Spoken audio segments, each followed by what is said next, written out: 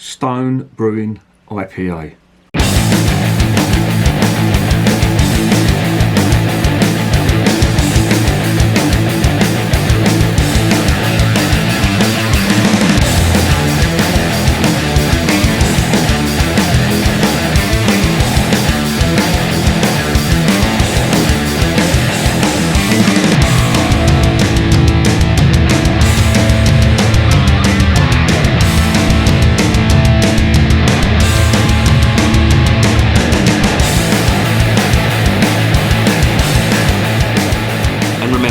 Life is too short to be drinking shitty beer. Welcome to another edition of Bands, Bikes and Booze Reviews. Again, I am very pleased to say that I have got a very special beer from a very special brewer. This is Stone IPA. Now, if you've not heard of the Stone Brewery, they are pretty amazing. They're a US brewer who are based in California. And they've opened up a couple of other breweries as well. I'll go into that in a minute. But what they did, like Sierra Nevada did as well, these fellas said, fuck all these big corporations. We want some decent beer, and we think the American public deserve better beer. In his own words, he said America was the laughingstock of the world when it came to beer. And to be fair, he did have a point. You know, about 20 odd years ago, American beer, especially in the UK, had a terrible reputation. It was, you know, everyone thought it was like Budweiser and Miller Lite. They were bringing out all these light beers, and of course in the United Kingdom, we couldn't understand that at all. It was like, you know, we like beers with flavour. And what the Americans were doing was just killing it, basically. So, this brewery here, Stone, two fellas called Greg Koch and Steve Wagner, I think his name was. They decided to get together. They started up Stone Brewing, and the rest is history. They're a fantastic brewery. They've got a fantastic reputation. This particular one, if you look carefully on the can, it says it's brewed in Berlin, Germany.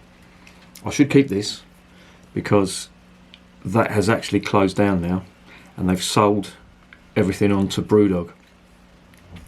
In his own words, he said they expanded a bit too quick, and I did sort of question when they moved to Germany trying to sell craft beer to the Germans. I mean, the Germans are king at doing beers, along with the Czech Republic and Belgium. It was probably the worst place you could have opened, and they said when they shut down, they said the reason they closed down is because they just didn't have the volume. They had quite a few craft beer fans, but you know, the German people aren't stupid. They generally will only accept really decent beer. I mean, there are some crap German beers out there, don't get me wrong, but the majority of them are great. And shit beer won't last long in Germany.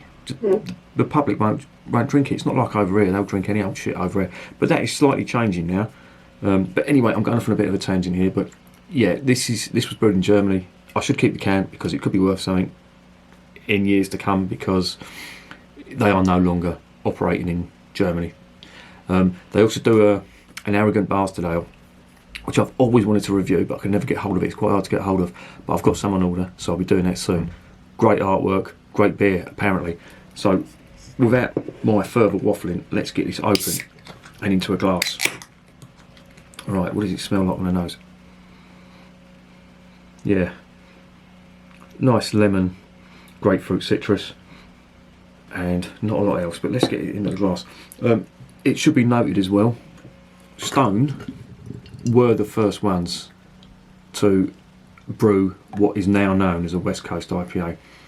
They put a load of hops into it, raised the alcohol content, and basically invented a genre of beer. So again, you have to give respect to Stone Brewing Company. They are pretty amazing. And you know, I always say the Americans are leading the world in the craft beer revolution, and it was a natural reaction to all the big companies that were trying to sort of make the Americans drink shitty beer. But there it is in the glass, slightly hazy, lots of carbonation, foamy white head, foamy one finger white head on the nose. Yeah, more of the same. Some more pine in there, but subdued citrus. It's not massive citrus that you would expect from a West Coast, but this is of that style. It's 5.1%. Oh, sorry, it's not. It's 6.9%. What am I talking about? And that's 330 ml can. So half a pint. So without me carrying on waffling, let's get this down the hatch. Cheers.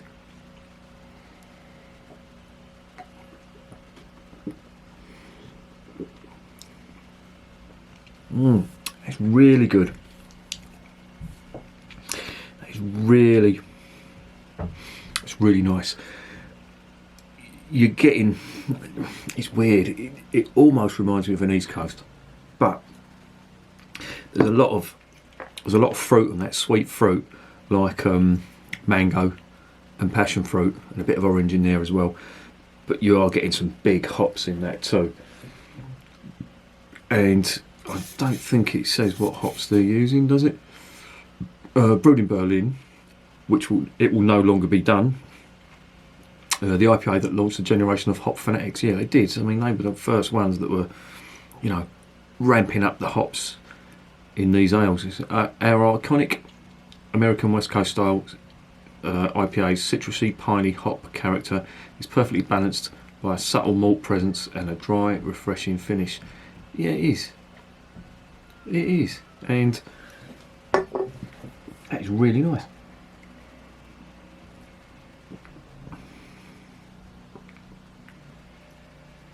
God, that is.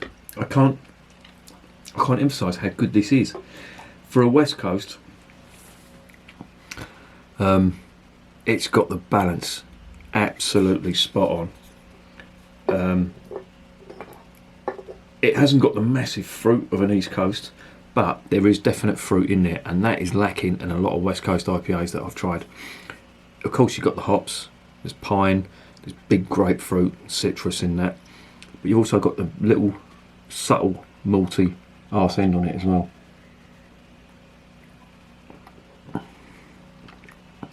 And it goes down superbly. Mouthfeel is great. This has to be one of the best West Coast IPAs I've ever tasted. Hands down.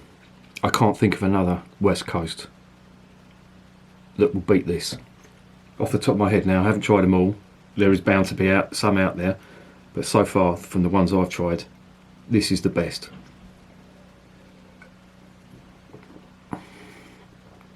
And it's so drinkable. Dangerously drinkable, and it's 6.9%.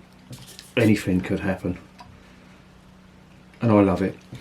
And aside from the pedigree of this brewery, what they've done, the ethics behind them. I mean, talking about the ethics quickly, Greg Koch and Chris Wagner have, or is it Dave Wagner, Mr. Wagner, whatever his name is, they've put up a consortium to help out craft brewers, £100 million craft brewery consortium.